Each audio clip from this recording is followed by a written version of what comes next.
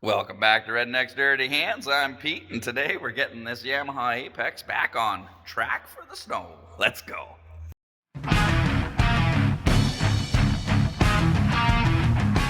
If you've been following the channel, this is the Apex from a couple videos ago that we swapped the motor into. And if you didn't see that, then take a break, chug that beer, set her down, subscribe to the channel, go back and check that one out too. But yeah, our buddy Patrick dropped off two identical Apexes in the last video there that we did this, and one was smashed up with a running motor, the other one wasn't smashed up with a blown motor, and we, made a good one out of the two. But now that this one's up and running, we got to put a track in it apparently. I thought he just wanted to get her up and running and he was going to flog it, but apparently before he does that, him and a bunch of buddies are going to go up to Cochrane for a rip. Now, Cochrane is like almost 700 kilometers from here, which, if you do the math and drive 100 kilometers an hour, it's like a 7-hour drive. The track on this thing, it ain't worth ruining a trip over. I'll show you. We got our handy dandy sled picker upper here. We got our buddy Scooter dropped this off years ago. She works dandy. She's heavy duty too. Whoa. Knee on there just to hold that. Flip her around. Give that a kick, just to stabilize. And then we're off the ground there. I'll show you. This track is not in good shape. It's not so much the fact that a bunch of the nubs and ribs are all chewed off. That's not really what concerns me. But I mean, this thing's got sections like there's the bottom side, whatever the cords or whatever is poking through there. Right there, I can almost poke my finger right through her. And same thing, it's missing a huge chunk there. Split here, there's something playing peekaboo coming from the underside there. And I mean, yeah, every rib is kind of chewed off this thing. Looks like it was doing a burnout. And I mean, that's what the bottom side of the track looks like. Like, it's just chewed, so yeah, I would not recommend taking this to Cochrane. No, sir. But Patrick went out, he picked up that one used. It looks to be in pretty good shape, so I guess we're gonna pull it back apart again and pull the skid out. We'll check and service the drive bearing, all the wheels and all that stuff, check the sliders, and get that track in place of that track. So I guess we better get at her, degree of difficulty. Doing the track and the suspension and all that, I'm going to be doing this mainly by myself. It should be like a 6-pack job. Now, this job is going to be a little bit of a workout, but we don't get our 6-packs from the gym. We get them from the local LCBO, so let's do a stretch. Let's go. So first things first, we got the back axle there. We're just going to crack that nut loose. That's 19 mil, or if you can't find your 19, grab a 3/4 and just crack it loose. Don't have to take it right off, just loosen it off. The bolt head's a 17 mil or 11/16. So we got that loose. Then we just go in the back side through one of the windows on the track. There's an adjuster in there, say one on each side. We'll loosen them off. That axle will go forward, give us lots of slack in the track so we can get ready to pull her out. Get in here on that one. Back them off equally. Now the track's nice and loose. Now that we got the track all slacked off and hang it, we'll come up here, pop the panels off. Just undo these Zeus fasteners. Comes right out. These panels here, they got a little notch in there. There's a pin that kind of hooks into. You just gotta loop it off of that. Then we'll just pull the pin. Belt guard off. And then we'll peel the belt off. So we'll just flip the parking brake on. See if we can do this one-handed here. Grab the helix there, just push and spin. Belt drops way down in there, and we should be able to peel this sucker out.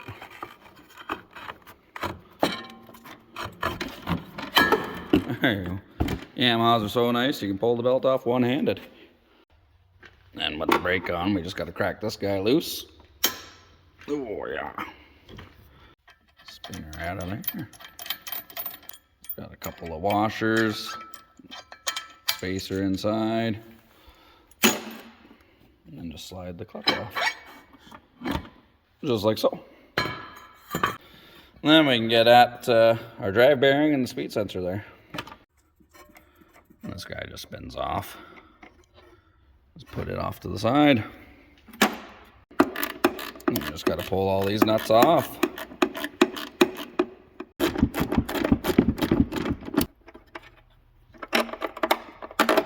There's the speed sensor out of the way. And the last one, and then that bearing retainer plate is off. Looks a little rusty. Hopefully this thing slides off. I've had these be a bit of a bugger, and if they seize to the shaft there, you can fight with it. I've had to actually go in and grind and cut these off, so let's see how this goes. Now, after we got that off, we'll slide underneath here. Ugh. See if I can get in there. And then on the inside, in between the drive cog and the tunnel, the back side of that bearing has a collar, and there's 2 set screws, one there and then there's one on the other side. We'll spin it around. Those are Torx 20s, I believe is the size. Get up in there, crack them loose.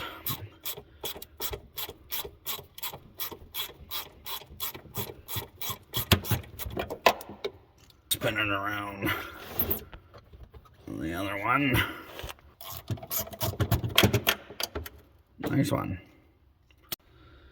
And then if all is right in the world, you should be able to just grab a decent flat screwdriver or a pry bar or something and get in between there and pop that sucker off of there. Oh, look at that. It's moving. Oh, thank God it's not seized on there. Just like so. That's why loosening off the track is good. If you were just changing your drive bearing, you know, this is pretty simple. And we got it slid off there. Just like so. And she just pulls off. Oh, come on. A little tight, a little dry. You can see there's a little bit of rust on there and whatnot, but when you're pre-seasoning your Yamahas, this is an easy move. You know, all you really got to do is just loosen off your back axle, let some slack in the track there, just so it's not pulling that axle, the front drive shaft back. And then, yeah, you just undo these 2 set screws. That thing should slide right out of there. You can check it. This one is a little chunky, actually, so I think we'll replace this while we got her all apart. But if you pull yours off and she still feels good, it's a good idea to clean it up, grease the shaft, the inside of here, slide her back on. That way, you know, anytime you do have to change this, if she does go bad or whatever, it's not stuck on there, because that is a miserable job when these are seized on there. Oh, I was a little worried that was going to be seized on there and we were going to have a bit of a nightmare on our hands, but so far we're winning, so take a break. We're not even a beer in yet. And the only reason I did it this way so far is just to show you is that doing the drive bearing on these Yamahas is pretty simple. If it's not seized on there, you know, it's good routine maintenance just to pop it off, grease it back up, put it back on if it's in good shape. And if it's not in good shape, if it's a little growly, you know, now's the time to change her. You know, you go on a trip to Cochrane and that thing grenades when you're out there, which that one, it's feeling a bit growly, you know, 1000 K on there. Who knows? We don't have crystal balls, but yeah, that could have left them stranded, so it's easy maintenance. And I mean, at this point, you could put a new one on there, button her back up, tighten up your track, and you're good to go. You know, it's not that bad. But now we will have to pull those bolts out for the back wheels, those ones out there, that'll drop the skid. I will set it down off of our stand here. I'll grab the cherry picker over there so I can lift it up a bit higher and pull the skid out. Let the track totally hang, and then I'll pull the chain case apart. So I got the cherry picker hooked to the back bumper, just taking the weight, and then there's the 4 bolts holding these guys on. So we'll 14 mil here, we'll pull that sucker out.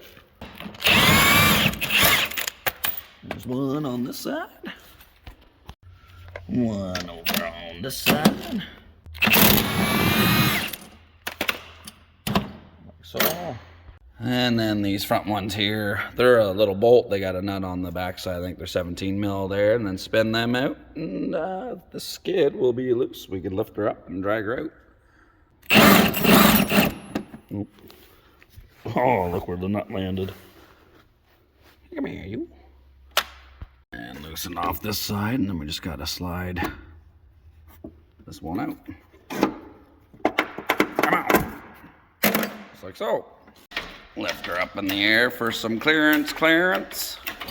And once we get her high enough, we'll skate that on out of there. All right, I need both hands for this operation, so I set the camera on a tripod there. I mean, I'm good, but I'm not that good, so then we just gotta lift this guy, get the track over those wheels, just keep sliding around.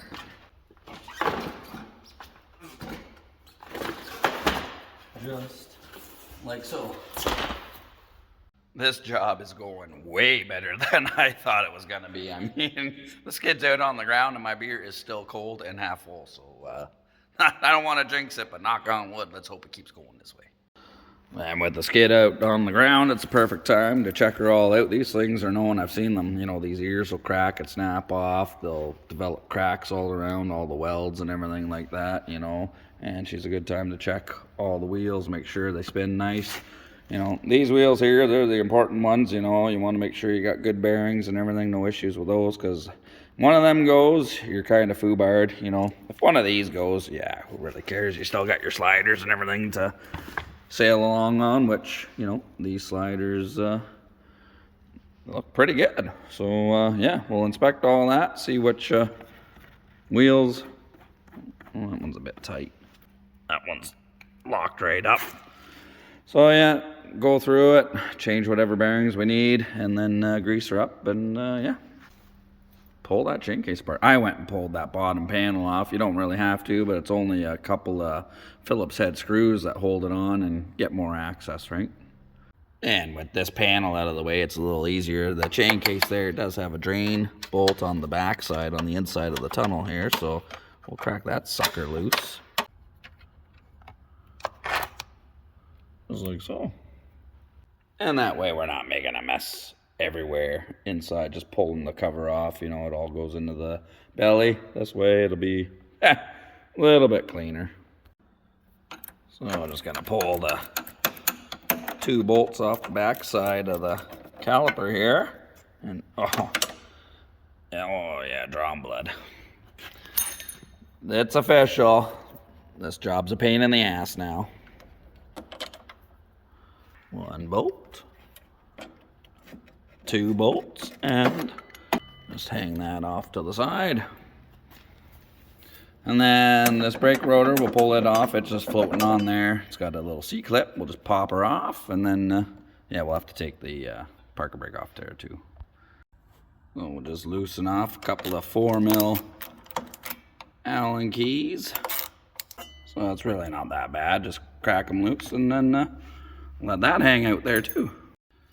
And then get at that with the snap ring pliers.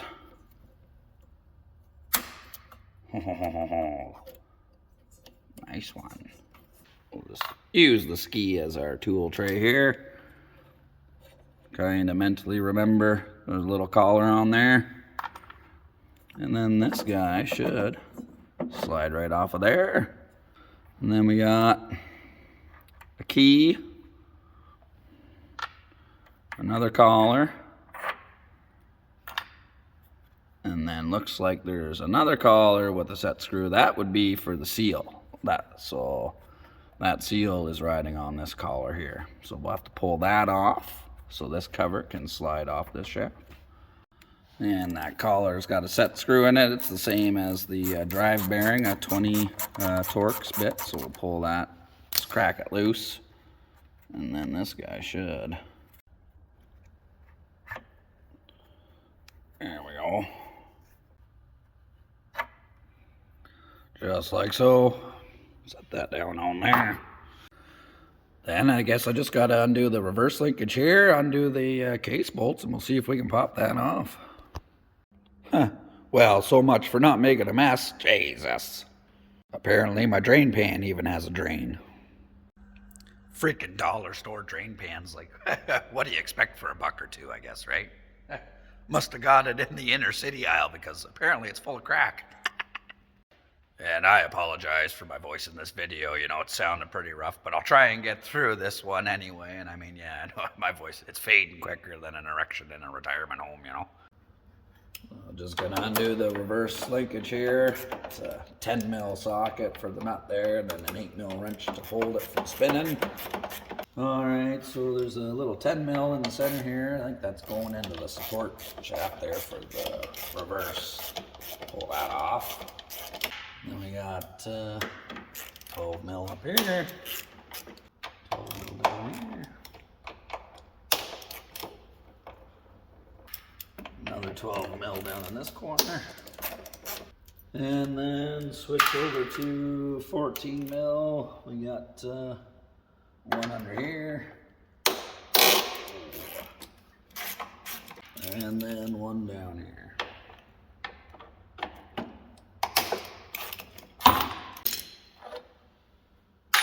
And then that should be that. Should be able to get this sucker off here.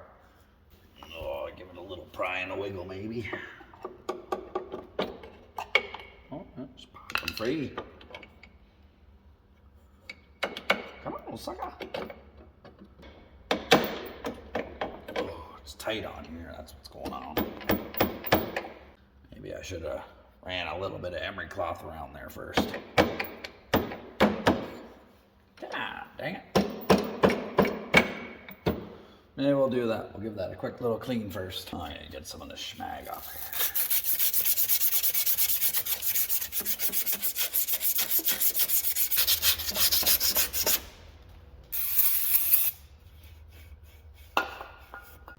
See how that works.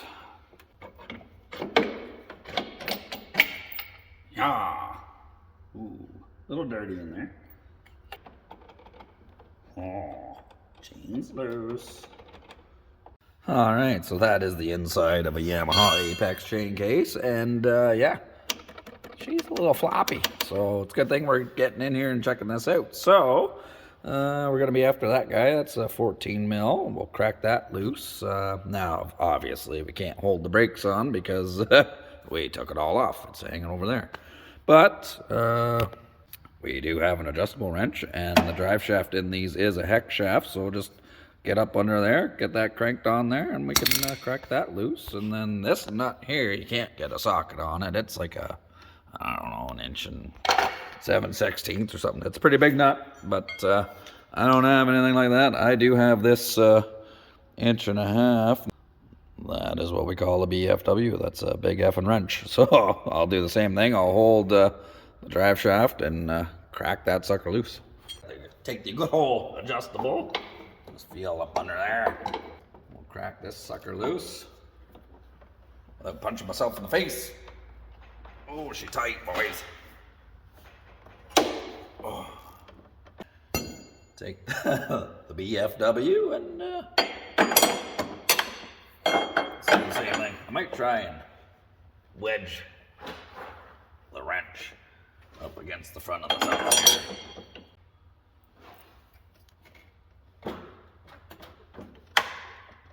Come on. Ah, there we go. Just like so. The 1.5 inch is a little bit too big for the nut, but she grabs enough to get the job done. Now we'll loosen off the tensioner and pull those all out of there. Take this bottom bolt out. It's got the cup and the spring. Keep that together. 14mm for the chain tensioner. Chain tensioner will just slide right out. Now we're all nice and loose here, and then all these will slide off. So just remember the order these go in. Take pictures, do all that stuff so you don't forget the order. Well, there you go. Well, now that we got that chain case emptier than a Blockbuster parking lot, we can try and get that drive axle out. Now, it's captured in that bottom bearing. There isn't enough room for that axle to slide either way and pull down and out, so we got to pull that back half of the case off. It's only, we're already deep into her now. We got a bolt down here, bolt up here, bolt over there. Should separate it from the bulkhead there, and then we'll just pop that off, and then we should be able to get that drive axle out of there. Oh yeah, 14 mil bolts again. We'll crack one loose, two loose, three loose. There we go.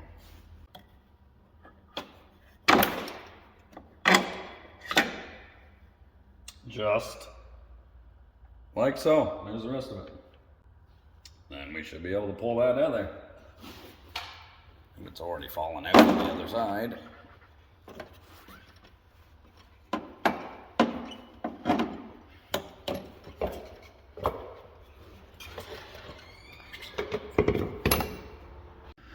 And that drive axle is on the floor. Well, and I mean, it looks intimidating. There's a lot of stuff on the floor here, but it's really not that bad. And now we can yank that track out of there. Yeah, big old empty hole. Look at that exhaust up there. Nice pipes. Well, I mean, we're making a lot of progress, but yeah, it's got to be break time, and my throat is still killing me. My voice is getting worse and worse, and I don't think the Bud Light's cutting anymore. It's time to get some different medicine, so let's go take a trip to 40 Creek. So now we got the track out on the floor. We can get a better look at it. When it was up in there and that was on the ground, you can't really get a good look. It's kind of like being at the bar before last call. It was dark in there. It was looking pretty good, but then when they flipped the lights on at the end of the night and you get a close look at it, it's like, oh, nope, never mind. I'll take that one home. The inside of this in certain spots is getting chewed up pretty good, and I can poke my finger through there, and you ain't supposed to be able to do that. That track might still have some life left in it. Put her on an old beater sled and do some back road stitch banging or something. It'd be all right for that, but there's no way I would want it on my rig. Driving 7 hours to go do, 1,000 kilometers. You put money out of your pocket. That thing there, no, leave you stranded. That'd just ruin your trip. I mean, the whole point of planning a trip like that out to a place like Cochrane or Quebec or something is to go put some miles on the machine, not sit in the local watering hole drowning your sorrows because your sled broke down first day of the trip. I mean, we ain't got to drive 7 hours to go drink beer. We can do that right here at home.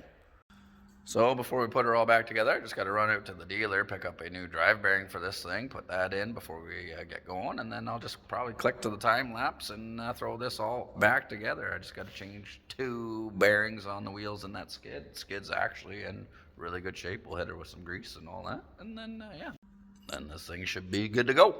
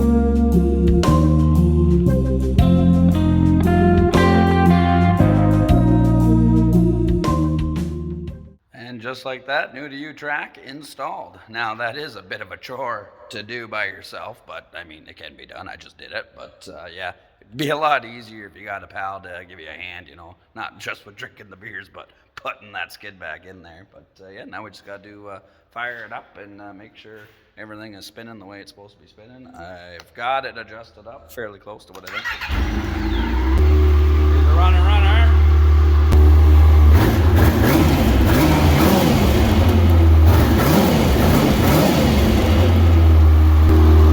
Bag works.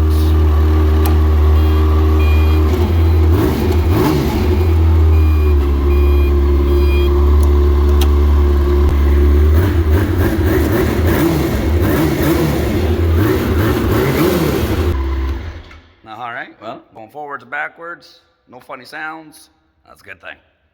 Well, I'd say you could put a fork in her. She's done. She's all back together. She's looking good, running good. That track's spinning good in both directions. We didn't mess up the reverse or nothing. It's all good. So, yeah, knock on wood, should be problem-free for his trip to Cochrane. Overall, not too bad of a job. It didn't really take too long. And bonus, my voice is coming back. So I think we got a well-deserved break coming up. And now that I can sing, let's go do some karaoke.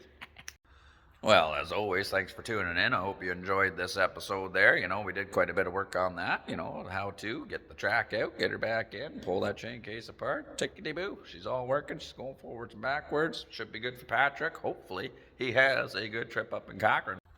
And if you're not subscribed, please consider doing so. You know, I appreciate it and, you know, enjoy making these videos. Gonna try and keep them coming. You know, hit the like, leave a comment, have a beer, do what you like. But as always, take her easy.